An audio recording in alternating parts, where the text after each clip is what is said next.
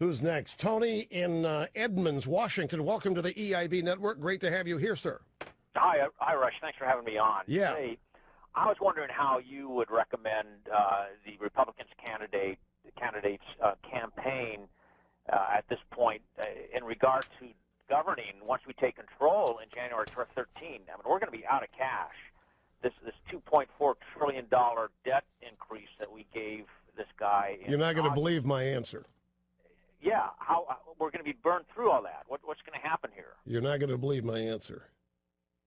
Ron Paul has a good idea. Really? I knew you wouldn't believe. Yeah. Kevin Williamson, writing at The Corner, National Review Online. It's actually a Politico report. Ron Paul is about to show the Republican presidential field what a serious fiscal reform plan looks like.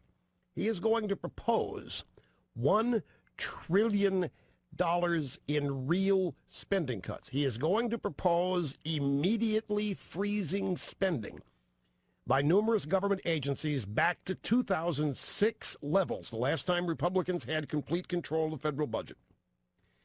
Beyond that, the EPA would see a 30% cut. The Food and Drug Administration would see a 40% cut. Foreign aid would be zeroed out immediately. And he would take an axe to Pentagon funding for wars. Medicaid, food stamps, family support programs, the Children's Nutrition Program would all be block granted to the states and removed from the mandatory spending column of the federal budget.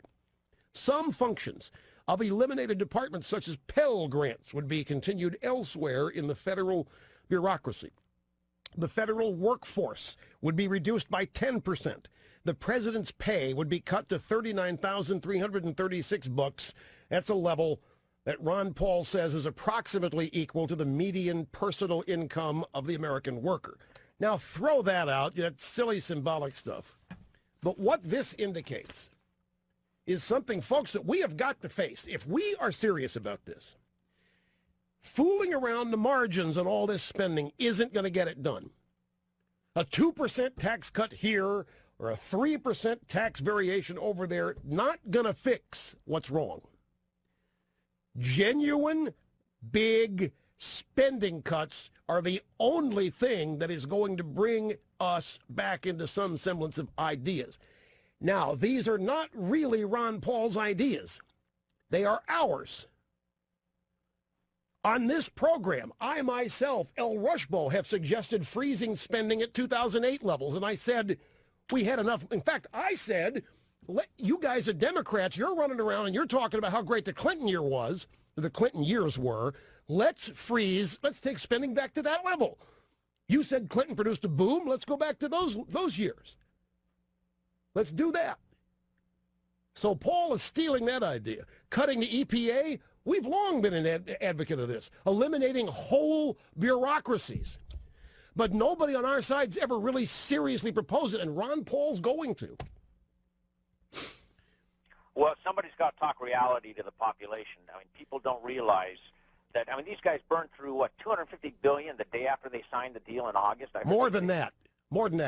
Obama went, yeah, I know what you're talking about. That's true. But even we raised the debt ceiling by $2 trillion, and it's almost gone now. Yeah, so are we going to make it to January 2013? No. And the super committee is now working on trying to come up with $1.5 trillion in cuts. If they don't, we got to cut defense $500 billion. Well, you know, these people they've written leases. They have spent this money, and they're counting on this money for, you know, into the future here. There's going to be major disruptions, which we need. We need to do it.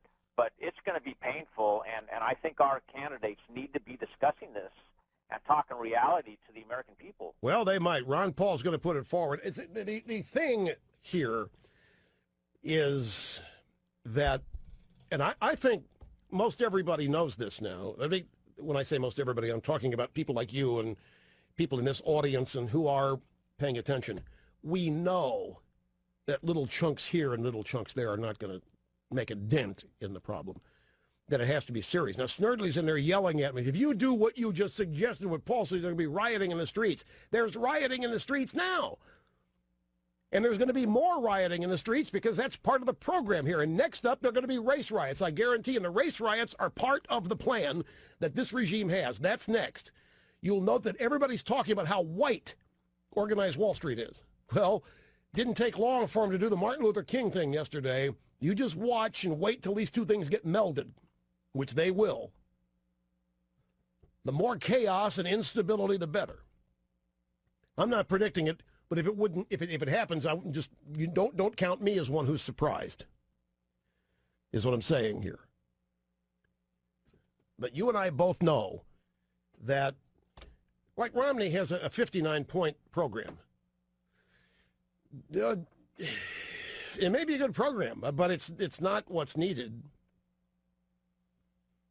if we are going to actually save the country and preserve it as it has been for all of us since we were born. We've called for 10% tax cuts across we've done everything that Paul is suggesting, that he's going to, I guess, suggest officially in his, in the next debate or whatever. We've called for it on this program, but he will be the first candidate to actually do so. So it'll be interesting to see how they react to this. What do you think, Snerdley? Too drastic. We can't do they might try to ignore it. Depends on how the media, I think, is going to love this as an opportunity to show everybody it's kooks. So nobody's going to want to agree with it since it comes from Paul. But still, it's the EPA. I mean, it needs to be dialed back fast and big time, folks. The EPA has become its own little fiefdom. The EPA can put you in jail. And the FCC is getting close. And all of this is by design. Look at this, more than 100 people charged in a massive New York City theft ring. And this is not organized Wall Street now. They're going to get involved in that later. That's all part of the grand plan.